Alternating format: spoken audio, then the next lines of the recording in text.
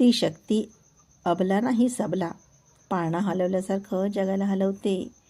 शिवाच्या डोक्यावर जाऊन बसली. शिवाचे पाय तुडवून जाऊ शकते. अब्बा, शक्तीचं सामर्थ्य. ते आपलंच बोट तोंडात ठेवून बोट चावलेले सिद्ध दीर्घानंद नमस्कार करून उभे राहिले.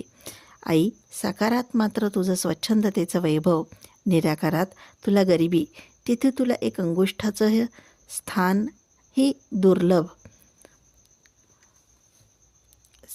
ध्यानारूढ होऊन मातेच्या पुढे उभे राहिलेले सिद्ध थोडा वेळ थांबून जागृत होऊन दीर्घ श्वास घेऊन देवालयाचा सर्व भाग तीक्ष्ण दृष्टीने पाहून पुढे चालले.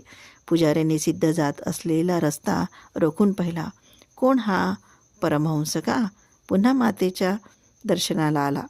तेच ते मुख, तीच ती उन्मत्तता, तीच ती निष्ठा. अरे, चालतच गेला ना, असं म्हणत एकाचं मुख एक पाहतच राहिले. सिद्ध तेथून पुढे सरळ जगन्नाथपुरीला आले. तिथे नीलश्री चक्र पाहून त्या चक्राचं मर्म जाणून देवाचं दर्शन घेऊन बाहेर आले. तिथे त्यांना एक आश्चर्य दिसलं. 7 मडकी एकावर एक ठेवून भात करत होते. त्यात 7 मडक्यात भात खदखदा आवाज करत ते शब्द लयबद्ध मंत्रघोषसारखे ऐकू येत होते.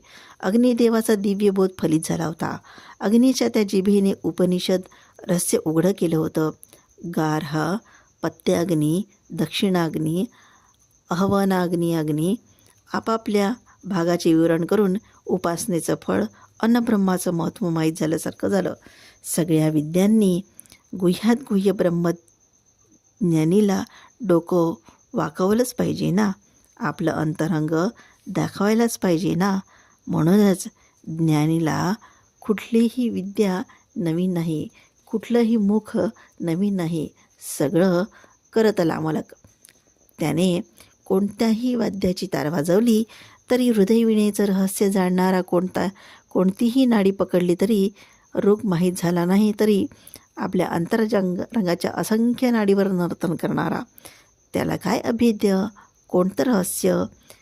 त्या अन्नाचं मडकं ब्राह्मणाने खरेदी करून भुकेलेल्यांना वाढलं.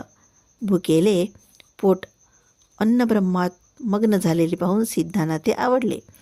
ते त्यातलेच एक झाले. इथे अन्नब्रह्म झालं होतं. अन्नब्रह्म होऊन प्रसिद्ध झालं होतं. सागराच्या किनाऱ्यावर कबीरदासाचं मंदिर होतं. समाधी दर्शन घेतलं. तिथे काही संत रामनाम जपयज्ञात मग्न झाले होते. अज्ञानाच्या राखेत विषयोपभोगात राहिलेले त्यात